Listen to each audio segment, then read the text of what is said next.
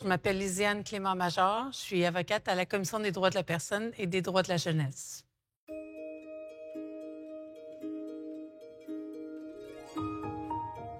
Une fillette vit avec un déficit intellectuel léger, un déficit d'attention sans hyperactivité, certains troubles de comportement et un autisme léger. Elle participe au même camp de jour que son frère et ses cousins durant 4 étés. Il lui fallait mon encadrement pour comprendre pourquoi, particulièrement lors des changements de routine. Elle avait du plaisir à suivre les activités telles que la piscine, les jeux libres, la danse, le chant. Elle avait besoin d'un petit coup de pouce car elle court moins vite, elle a moins de coordination que les autres enfants et elle est plus compulsive dans ses choix.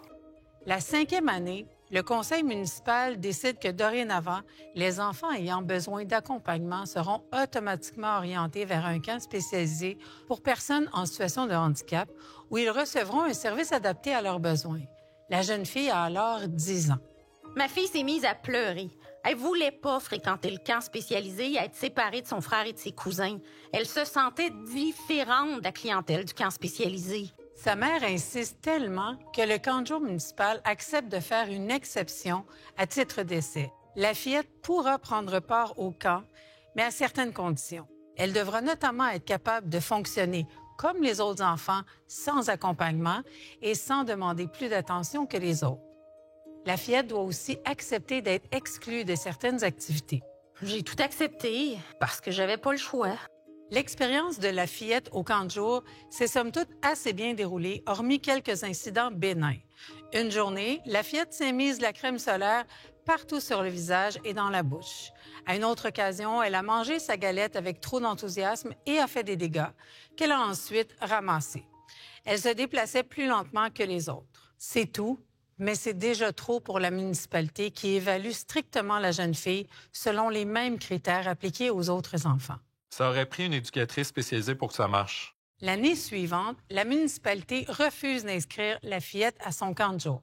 Sa mère porte plainte à la Commission des droits de la personne et des droits de la jeunesse. Mais j'ai retiré ma plainte peu de temps après. J'étais fatiguée. J'étais écœurée. Finalement, la fillette fait un essai au camp adapté pour enfants en situation de handicap, mais cela ne se passe pas bien du tout. Elle pleure soir et matin parce qu'elle ne veut pas y aller. La mère parvient de nouveau à convaincre la municipalité d'accepter sa fille dans son camp de jour pour une journée à l'essai.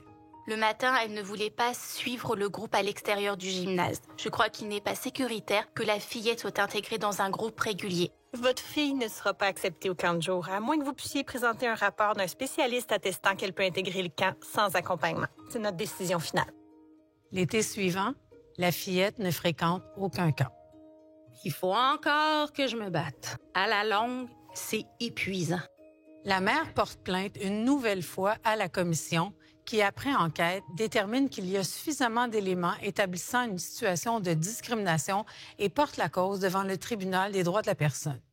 Au terme du procès, le tribunal conclut que le droit de la mère et de sa fille de recevoir des services en toute égalité, sans distinction ou exclusion fondée sur le handicap, a été compromis. Le tribunal condamne la municipalité à indemniser la mère et la fille pour les dommages moraux qu'elles ont subis, soit un montant de 8 500 $ pour l'enfant et 7 500 $ pour sa mère. Le tribunal ordonne de plus à la municipalité de cesser d'exclure du camp de jour régulier les enfants qui présentent des besoins particuliers en les orientant de façon automatique vers un camp spécialisé. Le tribunal ordonne ultimement à la municipalité de procéder à l'évaluation individuelle de chaque demande d'inscription à son camp de jour régulier d'un enfant handicapé et de lui procurer l'accommodement requis par sa situation. Cette mesure s'applique aussi à la fillette qui pourra retourner passer l'été au camp de jour avec son frère et ses cousins.